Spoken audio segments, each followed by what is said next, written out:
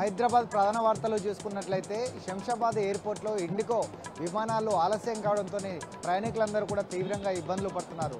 November నెలలో చూసుకున్నట్లయితే దాదాపు 220 ఇండిగో ఎయిర్లైన్స్ అనేటివి కూడా క్యాన్సిల్ కాగా ఈ నెలలో చూసుకుంటే దాదాపు వందలాది విమానాలు క్యాన్సిల్ కావడంతో దాంతో పాటుగా సరైన సిబ్బంది లేకపోవడం, సాంకేతిక లోపాలతో కూడా ఇండిగో సమస్యలు కూడా లేవనెత్తుతున్నాయి. కాబట్టి దాదాపు ప్రయాణికులు ఇబ్బందులు పడుతున్నారు చెప్తున్నారు.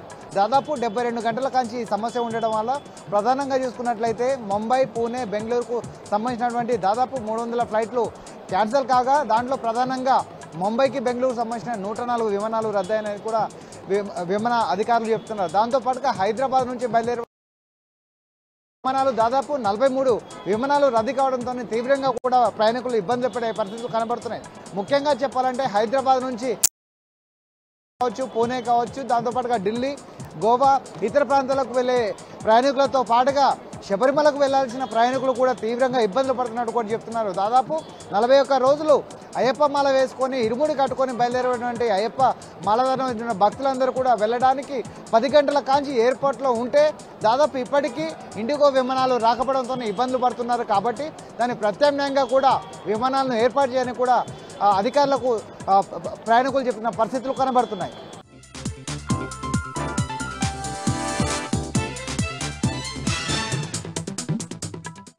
హిల్ట్ పాలసీకి సంబంధించిన జీవో నెంబర్ 27ను రాష్ట్ర ప్రభుత్వం వెంటనే వెనక్కి తీసుకోవాలని బీఆర్ఎస్పీ రాష్ట్ర అధ్యక్షుడు గెల్లు శ్రీనివాస్ యాదవ్ డిమాండ్ చేశారు. హైదరాబాద్ సోమాజిగూడ ప్రెస్ క్లబ్లో పీడీఎస్సీ, ఎస్ఎఫ్ఐ వంటి ఇతర విద్యార్థి సంఘాల నేతలతో కలిసి రౌండ్ టేబుల్ సమావేశం నిర్వహించారు. ఈ సందర్భంగా గెల్లు శ్రీనివాస్ యాదవ్ మాట్లాడారు. హిల్ట్ పాలసీపై అసెంబ్లీలో చర్చ పెట్టాలని డిమాండ్ చేశారు. పరిశ్రమల భూములను ప్రైవేటు వ్యక్తులకు ధారాదత్తం చేసేందుకు ఈ పాలసీ తీసుకొచ్చారని విమర్శించారు. దీనిపై అసెంబ్లీలో చర్చ పెట్టాలని డిమాండ్ చేశారు. అన్ని విద్యార్థి సంఘాల నేతలతో కలిసి ఐక్యంగా ఉద్యమ కార్యాచరణ ప్రకటిస్తామని హెచ్చరించారు. దీనిపై ప్రభుత్వం వెనక్కి వెళ్లకుంటే పోరాటాలు ఉధృతం చేస్తామని స్పష్టం చేశారు.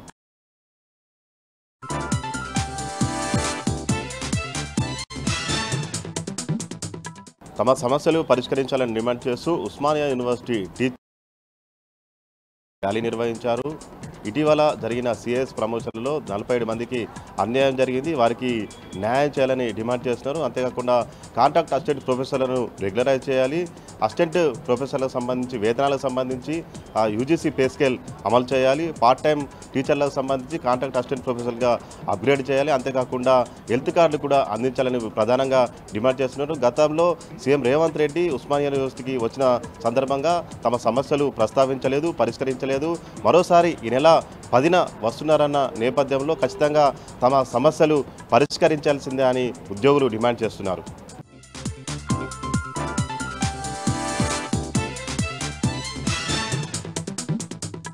పెద్దపల్లి జిల్లాకు సంబంధించి ఈరోజు ప్రధాన వార్తలు చూసినట్లయితే గోదావరిఖండ్ ప్రెస్ క్లబ్లో all retired employees welfare association అధ్యక్షుడు శంకరయ్య ఆధ్వర్యంలో మీడియా సమావేశం నిర్వహించారు. ఈ సందర్భంగా ఆయన మాట్లాడుతూ సింగరేణి రిటైర్డ్ కార్మికుల యొక్క సమస్యలన్నీ కూడా వెంటనే పరిష్కరించాలని డిమాండ్ చేస్తూ ఆయన సమావేశం నిర్వహించారు. అనంతరం ఆయన మాట్లాడుతూ కూడా సింగరేణి కార్మికులకు కనీస పింఛన్ 15,000 వెంటనే వర్తింపచేయాలంటూ కూడా ఆయన డిమాండ్ చేశారు. అంతేకాకుండా సింగరేణి కార్మికులతో పాటుగా కూడా రిటైర్ అయినటువంటి సింగరేణి కార్మికులకు కూడా వైద్య సేవలు పూర్తి స్థాయిలో కూడా అందించాలి అంటూ కూడా ఆయన ఈ సందర్భంగా డిమాండ్ చేశారు. అంతేకాకుండా సింగరేణి సంస్థ కాయల పరిశ్రమగా మూతపడే స్థాయిలో ఉన్నప్పటి నుండి కూడా కార్మికులు అనేక శ్రమను మూతపడే స్థాయి నుండి కూడా కార్మికుల యొక్క శ్రమకు ఆధారంగానే నేడు సింగరేణి సంస్థ వరుస లాభాలతో దూసిపోతుంది. కాబట్టి అలాంటి సింగరేణి రిటైర్డ్ కార్మికులను ప్రభుత్వాలు ఎన్ని మారినా కూడా ఇబ్బంది పెడుతున్న వారి యొక్క సమస్యలన్నీ కూడా ఇంకా పెండింగ్లోనే ఉన్నాయంటూ కూడా ఈ సందర్భంగా వారు గుర్తు చేయడం జరిగింది. వెంటనే పెండింగ్ సమస్యలను కూడా పరిష్కరించాలంటూ డిమాండ్ చేశారు. ఈ నెల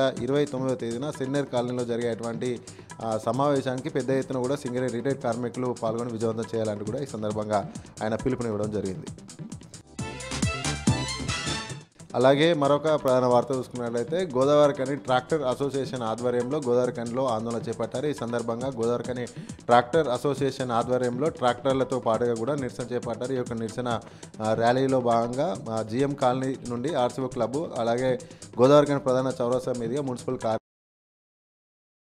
కొనసాగింది. ఈ సందర్భంగా ట్రాక్టర్ ఓనర్స్ అసోసియేషన్ అధ్యక్షుడు దేవేందర్ రెడ్డి మాట్లాడుతూ రామగుండంలో ఫ్రీ ఇసుక పాలసీని వెంటనే అమలు చేయాలని కూడా ఆయన ఈ సందర్భంగా డిమాండ్ చేయడం జరిగింది. ఫ్రీ ఇసుక పాలసీ అమలు చేయకపోవడం వల్ల కొందరు రాజకీయ కుట్రలో భాగంగానే ఈ గతంలో అమలు చేసినటువంటి ఇసుక పాలసీని మళ్ళీ రద్దు చేయడం జరిగింది. కాబట్టి ఫ్రీ ఇసుక పాలసీని రద్దు చేయడంతో తాము ఉపాధి కోల్పోతున్నామంటూ కూడా బతకడమే కష్టంగా మారిందంటూ కూడా ఆవేదన వ్యక్తం చేయడం జరిగింది. అంతేకాకుండా కూడా నిర్మాణాలకు కావాల్సినటువంటి అవసరమైన ఇసుక కూడా లభించక కూడా నిర్మాణాలను కూడా ఆగిపోతున్నాయి. కాబట్టి ఇప్పటికైనా కూడా ప్రజాప్రతినిధులు అధికారులు వెంటనే మళ్ళీ తిరిగి ఫ్రీ ఇసుక పాలసీని అమలు చేయాలంటూ కూడా ట్రాక్టర్ అసోసియేషన్ ఆధ్వర్యంలో కూడా నిరసన చేపట్టడం జరిగింది.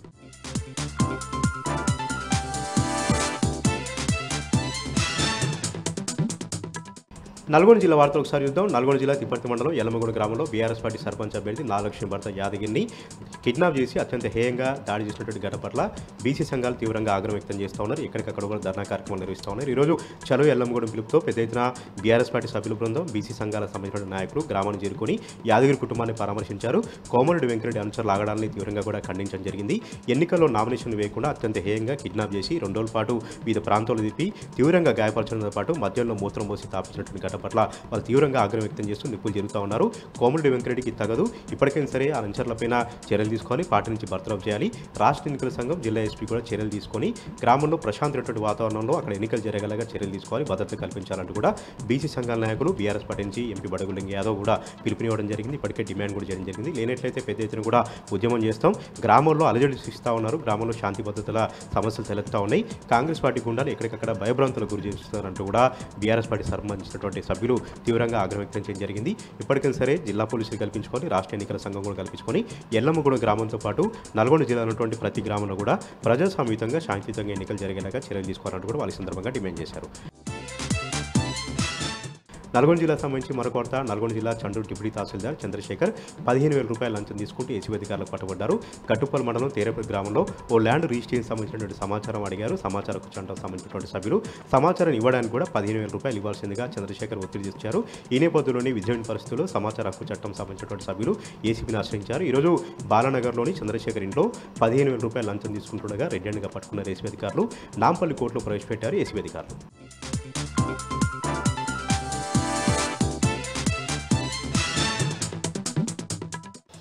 మంచిర్యాల జిల్లాలోని ప్రధాన వార్తలకు వస్తే జిల్లాలోని మందమరి, భీమారం, జైపూరు, కోటపల్లి, చెన్నూరు మండలాల్లోని 102 గ్రామ పంచాయతీలు, 868 వార్డు స్థానాలకు 3వ విడత గ్రామ పంచాయతీ ఎన్నికల నామినేషన్లకు ఈరోజు చివరి రోజు కావడంతో అభ్యర్థులు బారులు తీరారు.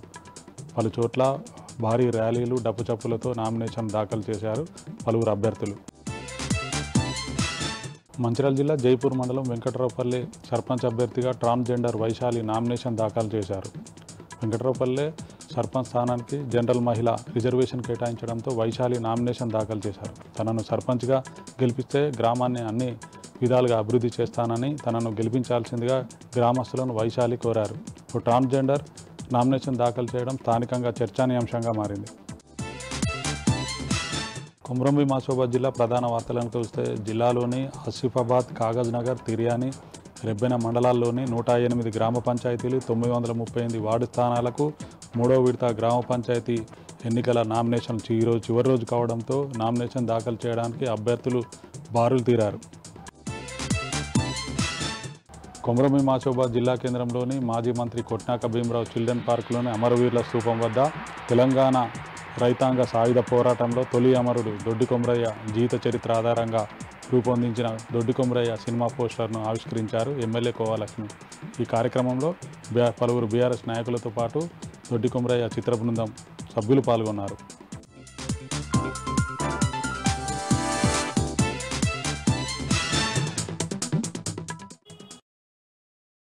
ప్రధాన వార్తలు ఒకసారి పరిశీలిస్తే జగిత్యాల జిల్లా కొరుట్ల నియోజకవర్గంలో కొరుట్ల ఎమ్మెల్యే డాక్టర్ కల్వకుంట్ల సంజయ్ కొరుట్ల నియోజకవర్గంలో పర్యటించారు. ఈ క్రమంలో కొరుట్లలోని వెటర్నరీ కళాశాలకు సంబంధించి అక్కడికి వెళ్ళారు. అక్కడ క్షేత్రస్థాయిలో అభివృద్ధి కార్యక్రమాలు ఎలా ఉన్నాయి, అక్కడ ఏం జరుగుతోంది, అసలు వసతులు ఉన్నాయా, అన్ని రకాల పరికరాలు ఉన్నాయా, ఎందుకంటే వెటర్నరీ కళాశాల కంటే సంబంధించి పూర్తిగా అంటే విద్యార్థులు అయితే పూర్తి స్థాయిలో అన్ని రకాల సేవలు కొనసాగాలి. వాళ్ళే రేపు భవిష్యత్తుకు సంబంధించి అనేక రకాలుగా వాళ్ళు అందుబాటులో ఉంటారు. ఈ క్రమంలో వారికి సేవలు అందుతున్నాయా, వారందరికీ అన్ని రకాల కూడా వసతులు ఉన్నాయని ఈ సందర్భంగా కనుక్కున్నారు. దీనికి విద్యార్థులు ఇంకా కొన్ని మౌలిక సదుపాయాలు కల్పించాలని కూడా ఈ సందర్భంగా కోరడం జరిగింది. ఈ సందర్భంగా ఎమ్మెల్యే మాట్లాడుతూ వెటర్నరీ కళాశాల అంటే విద్యార్థులకు సంబంధించి ఉదయం లేస్తేనే అవసరం ఉండేటువంటిది వెటర్నరీ విద్యార్థులే, వాళ్ళ సేవలు మనకు అత్యంత అవసరము. వాళ్ళంతా కూడా ఉన్నతంగా తీర్చిదిద్దిన తర్వాత వారందరినీ కూడా కాపాడుకుంటాం. ఎవరికి ఏ ఆపద వచ్చినా కూడా తాము అందుబాటులో ఉంటామని సందర్భంగా ఎమ్మెల్యే విద్యార్థులకైతే హామీ ఇచ్చారు. ఇక మరొక వార్త, జగిత్యాల జిల్లా వ్యాప్తంగా జగిత్యాల జిల్లా ప్రధానమైనటువంటి వార్త, వీడీసీ సభ్యులు ఆగడం లేదు. ఇటు జగిత్యాలలోని కోరుట్ల నియోజకవర్గం, ఇటు జగ్గసాగర్ మండలం, అలాగే ఇబ్రహీంపట్నం మండలంలోని ఇటు మరొక గ్రామమైనటువంటి యమాపూర్లో ఈ రెండు గ్రామాల్లో కూడా వీడీసీ సభ్యులు సర్పంచ్ పదవిను వేలం వేసినటువంటి సందర్భం. ఇప్పటికే జగ్గసాగర్ గ్రామానికి సంబంధించి 15 మంది పైన కేసు నమోదు కాగా, ఇటు యమాపూర్ గ్రామానికి సంబంధించి అయితే నిన్న గ్రామస్తులు పెద్ద సంఖ్యలో కూడా ఆందోళన నిర్వహించారు. తమకు న్యాయం చేసే వరకు కూడా వదిలిపెట్టేది లేదు. ఎందుకంటే వీడీసీ సభ్యులు ఏకపక్షంగా ఏ విధంగా చేస్తారు, పోటీలో ఉన్నటువంటి అభ్యర్థి ఉన్నప్పటికీ కూడా కాదంటూ మీరు ఏ విధంగా ఏకగ్రీవం చేస్తారంటూ వారంతా ఆందోళన నిర్వహించారు. మరి దీనిపైన జిల్లా అధికారులు ఎటువంటి చర్యలు తీసుకుంటారనేటువంటిది చూడాల్సి ఉంది.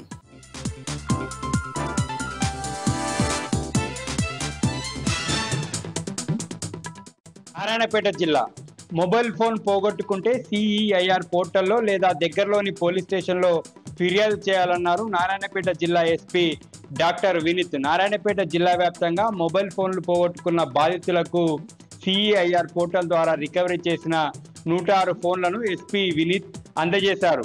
వీటి విలువ సుమారు 16 లక్షలు ఉంటుంది. ప్రజలంతా అప్రమత్తంగా పాత సెకండ్ హ్యాండ్ ఫోన్లను ఎవరు కొనుగోలు చేయొద్దని ఎస్పీ సూచించారు. మహబూబ్ నగర్ జిల్లా 2 ఏళ్లలో కాంగ్రెస్ ప్రభుత్వం అన్ని రంగాల్లో విఫలమైందన్నారు దేవరకద్ర మాజీ ఎమ్మెల్యే ఆల వెంకటేశ్వరరెడ్డి. భూత్పూర్ మండలం అన్నసాగర్ గ్రామంలో బీజేపీ పార్టీ నుండి పలువురు ముఖ్య నాయకులు బీఆర్ఎస్ పార్టీలో చేరారు. వారికి గులాబీ కండువా కప్పి మాజీ ఎమ్మెల్యే ఆల వెంకటేశ్వరరెడ్డి బీఆర్ఎస్ పార్టీలోకి ఆహ్వానించారు. కొత్త పాత అనే తేడా లేకుండా స్థానిక సంస్థల ఎన్నికల్లో బీఆర్ఎస్ పార్టీ బలపరిచే కృషి చేయాలని కోరారు. వనపర్తి జిల్లా కిలా గణపూర్ మండల కేంద్రాన్ని తారతమ్యం లేకుండా కనీ విని ఎరగని రీతిలో అభివృద్ధి చేశామన్నారు మాజీ మంత్రి నిరంజన్ రెడ్డి. మండల కేంద్రంలో బీఆర్ఎస్ పార్టీ కార్యకర్తల సమావేశానికి మాజీ మంత్రి ముఖ్య అతిథిగా హాజరయ్యారు. కేసీఆర్ను మించిన సంక్షేమ పథకాలు అమలు చేస్తామని కాంగ్రెస్ పార్టీ మాయమాటలు చెప్పి అధికారంలోకి వచ్చిందన్నారు మాజీ మంత్రి నిరంజన్ రెడ్డి. కిలా గణపూర్ మండల కేంద్రంలో బీఆర్ఎస్ పార్టీ బలపరిచిన సర్పంచ్ అభ్యర్థి క్యామ అజంతాను గెలిపించాలని కోరారు.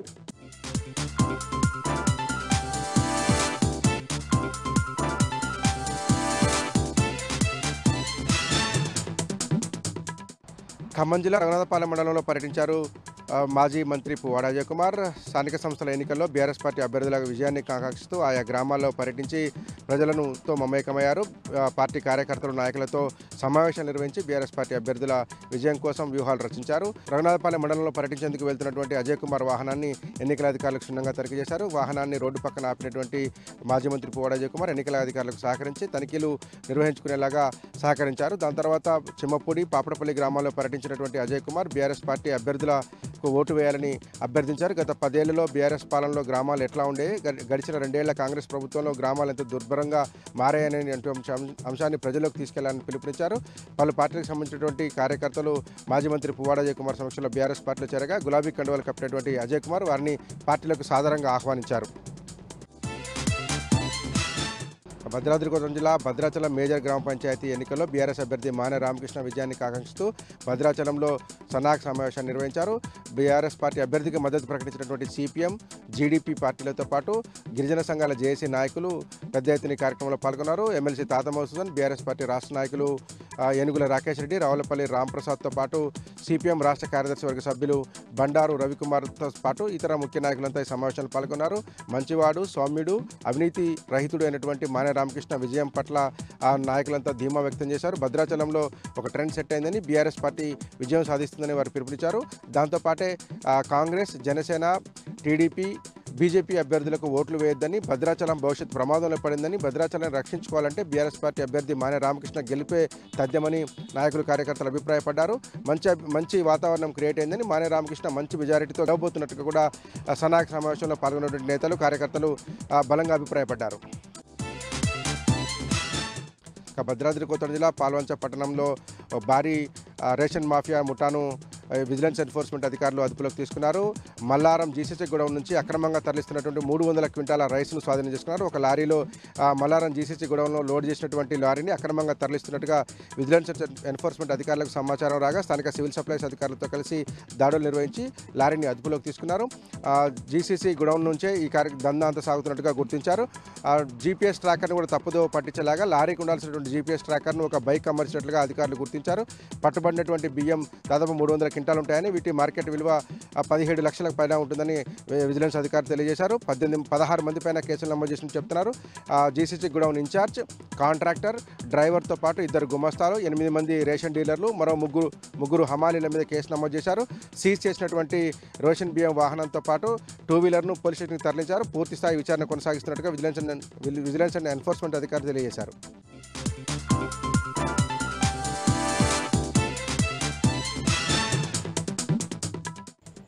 ఆదిలాబాద్ జిల్లా వార్తల విషయానికి వస్తే, జిల్లాలో నిన్న సీఎం పర్యటన వల్ల జిల్లా ప్రజలకు ఒరిగిందేమీ లేదని బీఆర్ఎస్ పార్టీ జిల్లా అధ్యక్షుడు మాజీ మంత్రి జోగు రామన్న విమర్శించారు. బీఆర్ఎస్ పార్టీ కార్యాలయంలో ఏర్పాటు చేసిన మీడియా సమావేశంలో జోగు రామన్న మాట్లాడారు. నిన్నటి సభలో కేవలం గత 2 ఏళ్ల క్రితం ఇచ్చిన హామీలను మరోసారి ప్రస్తావించారు తప్పితే సీఎం రేవంత్ రెడ్డి జిల్లా పర్యటనతో జిల్లా ప్రజలకు అదనంగా ఉనగరిందేమీ లేదు పేర్కొన్నారు. అలాగే సీసీఐని ప్రైవేటు పరం చేసే కుట్ర జరుగుతుందని సీఎం రేవంత్ రెడ్డికి స్థానిక బీజేపీకి చెందిన ఎమ్మెల్యే పాయాల శంకర్కు రహస్య ఒప్పందం జరగడం తనకు అనుమానం ఉందని పేర్కొన్నారు.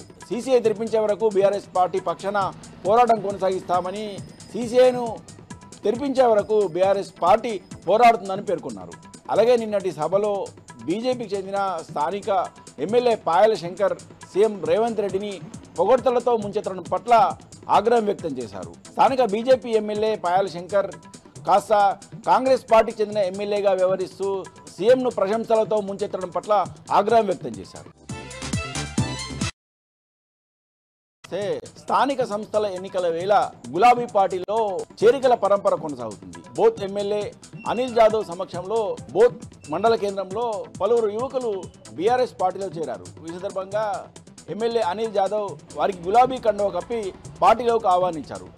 ఈ సందర్భంగా ఎమ్మెల్యే అనిల్ జాదవ్ మాట్లాడుతూ, గత బీఆర్ఎస్ ప్రభుత్వ పాలనలో పల్లె ప్రగతి పేరిట పల్లెలను అభివృద్ధి చేయడంతోనే బీఆర్ఎస్ పార్టీ పట్ల ప్రజలు మొగ్గు చూపుతున్నారని, చాలామంది గత బీఆర్ఎస్ ప్రభుత్వ పాలనలో జరిగిన అభివృద్ధి సంక్షేమాలను కూడా ఇప్పుడు కూడా గుర్తు చేసుకుంటున్నారని, స్థానిక సంస్థల ఎన్నికల్లో బీఆర్ఎస్ పార్టీ అభ్యర్థులనే గెలిపించేందుకు ప్రజలు సిద్ధంగా ఉన్నారని పేర్కొన్నారు.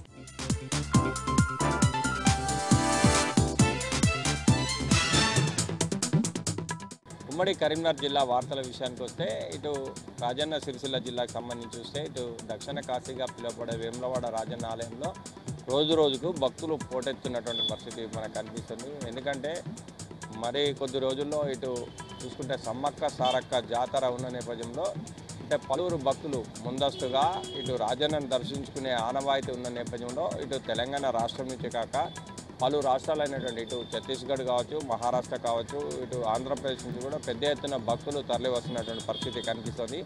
అంటే వచ్చే కాదు, వచ్చినటువంటి భక్తులు ఇక్కడ తలనీలాలు సమర్పించుకోవడం కాదు, కోడెమొక్కులు కూడా సమర్పించుకున్నటువంటి పరిస్థితి మనకు స్పష్టంగా కనిపిస్తుంది. ఎందుకంటే కోడెమొక్కులు అనేది దేశంలో ఎక్కడ లేని విధంగా ఒక వేములవాడ రాజన్న ఆలయంలో ఉండడం నేపథ్యం ఒక ఎత్తు అయితే, భక్తులకు కోరిన కోరికలు తీర్చే రాజన్న అంటే అమితమైన ప్రేమ నేపథ్యంలో పలువురు భక్తులు పెద్ద ఎత్తున రాజన్నను దర్శించుకుంటున్నటువంటి పరిస్థితి కనిపిస్తుంది. ఎందుకంటే సమ్మక్క సారక్క జాతర విషయంలో ప్రతిసారి కూడా సమ్మక్క సారక్క జాతర కంటే ముందు రాజన్నను దర్శించుకునే ఆనవాయితీ నేపథ్యంలో భక్తుల సంఖ్య రోజు రోజుకు పెరుగుతుందని చెప్పొచ్చు.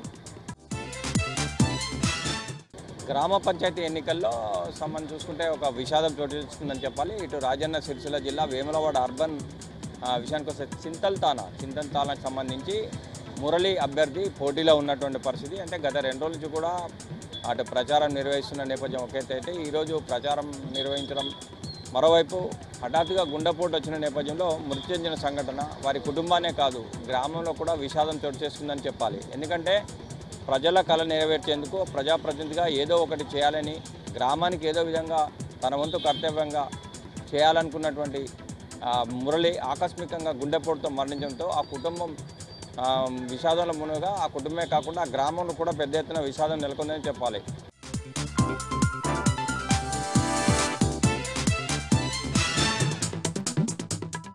ఉమ్మడి మెదక్ జిల్లాలో ఈరోజు ప్రధాన వార్తలు ఈ విధంగా ఉన్నాయి. సిద్దిపేట జిల్లా వార్తలు వచ్చేసరికి సిద్దిపేటలో ఈరోజు మాజీ మంత్రి సిద్దిపేట శాసనసభ్యులు తన్నీరు హరీష్ రావు పర్యటించారు. సిద్దిపేట కోమడి చెరువు వద్ద ఉన్నటువంటి గంగా భవానీ దేవాలయానికి సంబంధించిన వార్షికోత్సవంలో ఆయన పాల్గొన్నారు. ఈ సందర్భంగా హరీష్ రావు గంగా భవానీ మాతకు ప్రత్యేకమైనటువంటి పూజలు నిర్వహించారు. ఈ సందర్భంగా ఆయన మాట్లాడుతూ రాష్ట్రంలో రేవంత్ రెడ్డి ప్రభుత్వం పూర్తిగా మత్స్యకారులను విస్మరిస్తున్నదని చెప్పి ఆయన సందర్భంగా చెప్పారు. కేసీఆర్ ప్రభుత్వ హయాంలో 10 సంవత్సరాల పాటు మత్స్యకారులను ఆర్థికంగా అభివృద్ధి చెందడం కోసం అనేక ప్రయత్నాలు చేసిందని చెప్పారు. ముఖ్యంగా చెరువుల్లో ఉచితంగా చేప పిల్లల్ని పంపిణీ చేయడం ద్వారా పెద్ద ఎత్తున మత్స్యకారులంతా కూడా ఆర్థికంగా అభివృద్ధి చెందారని చెప్పడం జరిగింది. అట్లాగే సిద్దిపేటలో ఒక గొప్ప ఫిష్ మార్కెట్ను కూడా ఏర్పాటు చేసిన ఘనత ఇక్కడే సాధ్యమైందని చెప్పి ఆయన చెప్పడం జరిగింది. సిద్దిపేట ఫిష్ మార్కెట్ యార్డు దేశానికే ఆదర్శవంతమైనటువంటి మార్కెట్గా నిలిచిందని చెప్పి సందర్భంగా ఆయన చెప్పడం జరిగింది. రేవంత్ రెడ్డి ప్రభుత్వం ఇప్పటి వరకు కూడా చెరువుల్లో చేప పిల్లల్ని వేయడానికి కూడా ముందరికి రావడం లేదని చెప్పి ఆయన చెప్పారు. దుబ్బాక నియోజకవర్గంలోని అక్బర్పేట భూంపల్లి మండలానికి సంబంధించిన తాళ్లపల్లి గ్రామంలో ఎన్నికల నిబంధనలకు విరుద్ధంగా అక్కడ దేవాలయం వద్ద ఒక సమావేశం ఏర్పాటు చేసి తమ దేవాలయానికి మద్దతు ఇచ్చిన వారికి ఓటు వేస్తామని, ఆ దేవాలయానికి విరాళం ఇచ్చిన వారికి ఓటు వేస్తామని చెప్పి ప్రత్యేకంగా సమావేశం నిర్వహించడం పట్ల ఈ విషయాన్ని తెలుసుకున్నటువంటి పోలీసులు అక్కడికి వెళ్ళి సమావేశాన్ని అడ్డుకున్నారు. సమావేశం నిర్వహించినటువంటి 63 మందిపై ప్రత్యేకమైనటువంటి కేసులు కూడా నమోదు చేయడం జరిగింది. ఓట్ల కోసం వేలం వేయడం పట్ల వాళ్ళు ఈ సందర్భంగా ఆబ్జెక్షన్ వ్యక్తం చేశారు. అట్లాగే ఇది ఎన్నికల నిబంధనలకి విరుద్ధమని చెప్పి పోలీసులు పేర్కొనడం జరిగింది. సమావేశం నిర్వహించి ఓటుకు వేలం వేయడం సరైన పద్ధతి కాదని చెప్పి వాళ్ళందరిపై కూడా కేసులు నమోదు చేయడం జరిగింది.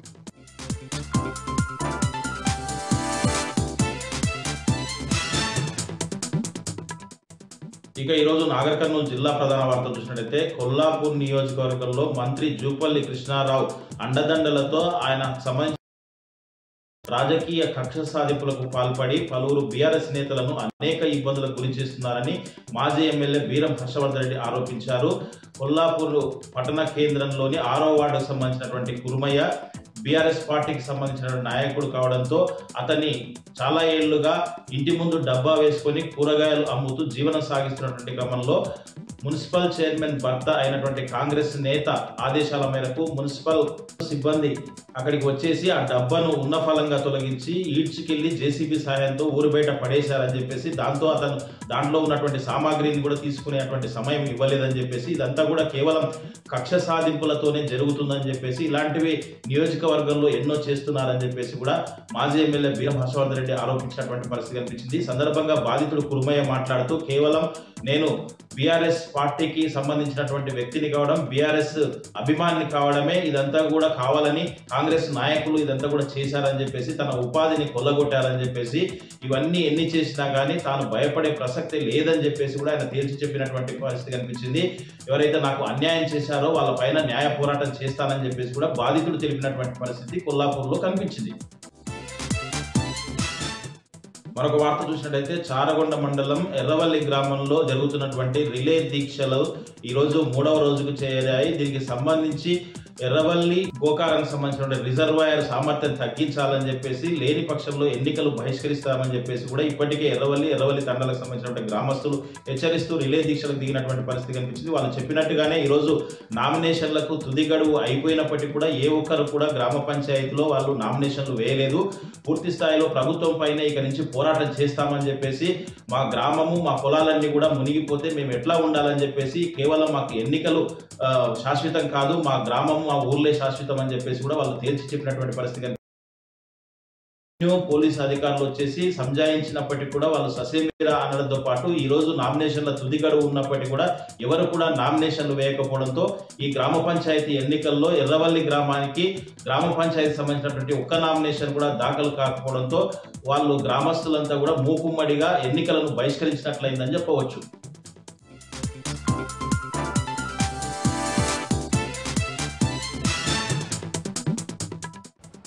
వరంగల్ జిల్లా ప్రధాన వార్తలను పరిశీలించినట్టయితే గ్రామ పంచాయతీ ఎన్నికల సందర్భంగా మాజీ మంత్రి ఎర్రబెల్లి దయాకర్రావు గ్రామాల్లో విస్తృతంగా ప్రచారం నిర్వహిస్తున్నాడు.